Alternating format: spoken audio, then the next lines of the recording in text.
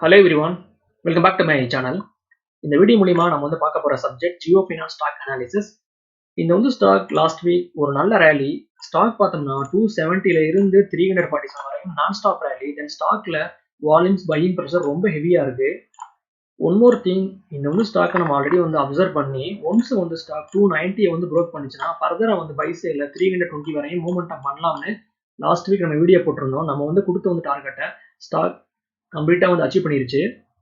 Further மோர் இந்த வந்து ஸ்டாக்கை கரண்ட் லெவலில் வந்து நம்ம வாங்கலாமா வேணாமான்னு கேட்டிங்கன்னா கரண்ட் லெவலில் வந்து வாங்கக்கூடாது. ஏன் சொல்றீங்கன்னா ஒன் ஷார்ட்ல ஸ்டாக்குடைய ப்ரைஸ் அப்சைடில் வந்து மேலே போயிருக்கு.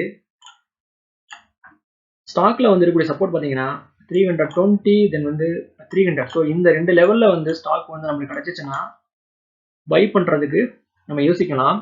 இன்கேஸ் ஸ்டாக் இந்த சப்போர்ட்டை வந்து ரீடெஸ்ட் பண்ண வந்துச்சுன்னா நம்ம பை பண்ணலாம். ஒன்ஸ் வந்து ஸ்டாக் 350 வந்து ப்ரோக் பண்ணுச்சுன்னா ஷார்ட் டேர்ம்ல இது வந்து ஸ்டாக் 370 தென் 390 வரையும் மூவ்மெண்டம் பண்ணலாம்னு என்னோட ப்ரெடிக்ஷன்.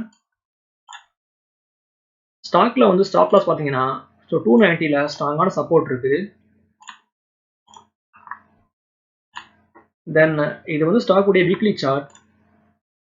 ஸ்டாக் பார்த்தீங்கன்னா வீக்லி சார்ட்ல ஸ்ட்ராங்கான பிரேக் அவுட் கொடுத்து தென் புல்லிஷ் கண்டில வந்து ஸ்டாக் வந்து பதிவு பண்ணியிருக்கு. ஸோ ஃபர்தரா வந்து ஸ்டாக் பை சைடில் ஸ்ட்ராங்கான மூவ்மெண்டம் பண்றதுக்கு வாய்ப்புகள் வந்து ரொம்ப பிரகாசமா இருக்கு.